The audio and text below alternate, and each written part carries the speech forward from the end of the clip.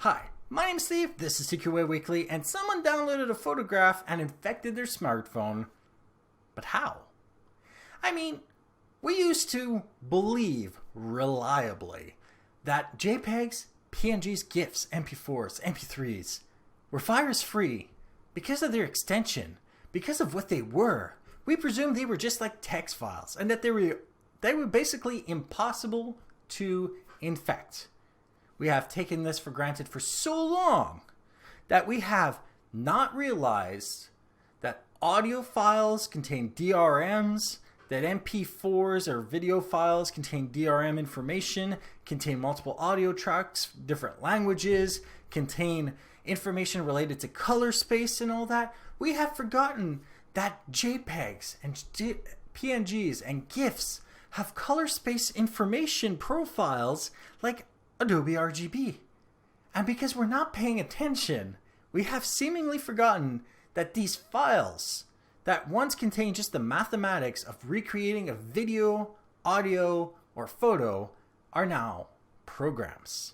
And we all know that programs themselves can be exploited by viruses to not just infect your computer, but computers connected to your own and those other computers of those people that you know.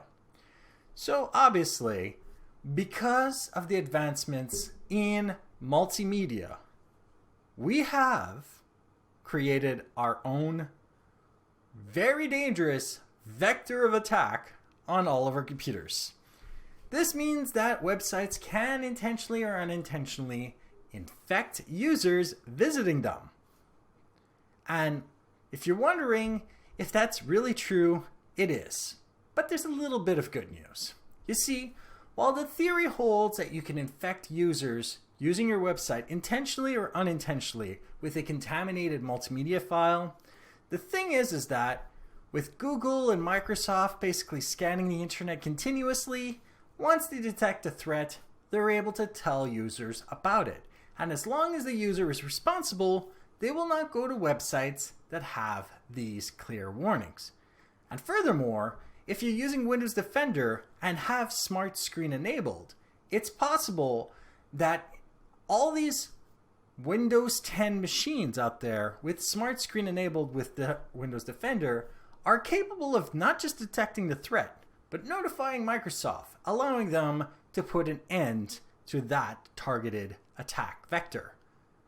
So, what are the precautions that you can take? Well, first, make sure your antivirus and anti-malware solutions are updated. And on top of all that, make sure your browser is updated as well. Don't visit untrustworthy websites and scan files downloaded with antivirus and anti-malware software to boot. And never take for granted that just because you're visiting a trustworthy website, that file is safe. Because many places, like Google, offer valid services on a trustworthy platform where unsavory users exploit the services. So just make sure that you keep a backup, that you clean your computer, and that you are paying attention to all of the risks. Like if you like it, dislike it if you didn't, share with those that you think can benefit from this, and don't forget to subscribe. And if you have any questions, comments, suggestions for topics, email me at ask@tqaweekly.com or go to my website, tqaweekly.com, where you can find show notes on this episode, past others, find other ways of subscribing, and use the contact form to email me directly.